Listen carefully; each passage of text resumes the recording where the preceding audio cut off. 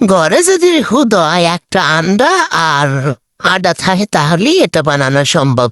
চলেন তাহলে একটা সাদা একটা মেলামিনের বাড়ি নিয়ে এর মধ্যে লালমোড়ার একটা আন্ডা ভেঙে দিয়ে পরিমাণ মতো চিনি দিয়ে গোটাগুটি গোটাগুটি করে নেবেন।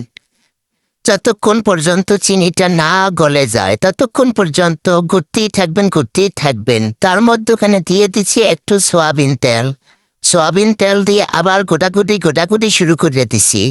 ভালো মতো গোটাগুটি করে নেওয়ার পরে এখন এর মধ্যে দিয়ে দিব পরিমাণ মতো আটা।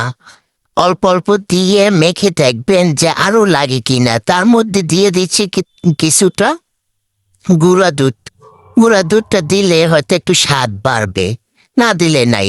অবশেষে আমি ভালোভাবে মেখে নিয়েছি।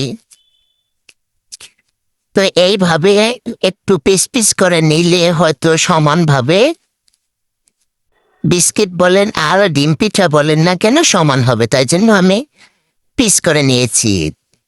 তো এইভাবে আমি বানাতে শুরু করছিলাম কিন্তু নিচ থেকে লেগে পড়ছিল, মানে লাগিয়ে পড়ে নিচে, উঠাইতে পারি না। ছুরি দিয়া বাঁকা জাকা করে উঠানোর চেষ্টা করছি। অবশেষে আমার সেই আটায় দেওয়া লাগলে আটা দিয়ে আমি ভালো মতো সবগুলো এক এক করে বানিয়ে নিচ্ছিলাম হাতের সাহায্যে। দেখলেই বুঝতে পারবেন আপনারা।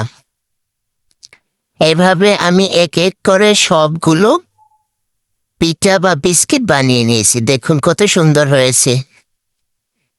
এই পরিমাণ আমি মোটা নিয়েছি। তো এইদিকে একটি চুলায় কড়াই বসিয়ে দিয়েছি। কড়াইয়ের মধ্যে পর্যাপ্ত পরিমাণ তেল দিয়ে দিয়েছি। তেলটা কুসুম গরম হওয়ার পরে আমি পিঠা বা বিস্কুটগুলো এক এক করে সবগুলো দিয়ে দিচ্ছি।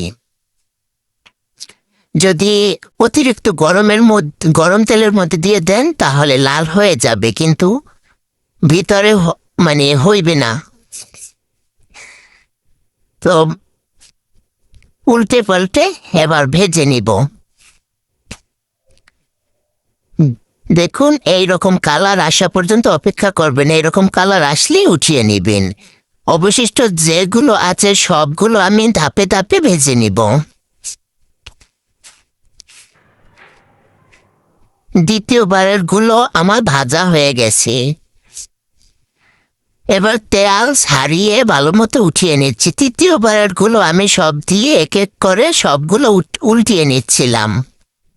অবশেষে সবগুলো মোর ভাজা হয়ে গেছে। দেখেন কত সুন্দরভাবে কালার আসছে, অনেকটা মসমসেও হয়েছে। আপনি চাইলে 15 দিনের মতো রেখে খাইতে পারবেন, কিন্তু দুঃখের বিষয় আমি 2 দিন রেখেও খাইতে পারি না, কারণ তার মধ্যেই আমার শেষ হয়ে গেছে।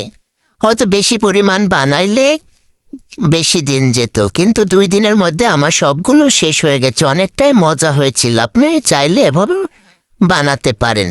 তো এতক্ষণ সাথে থাকার জন্য অসংখ্য ধন্যবাদ। আর ভিডিওটি যদি একটু পরিমাণ ভালো লেগে থাকে লাইক কমেন্ট শেয়ার করে সাথেই থাকবেন।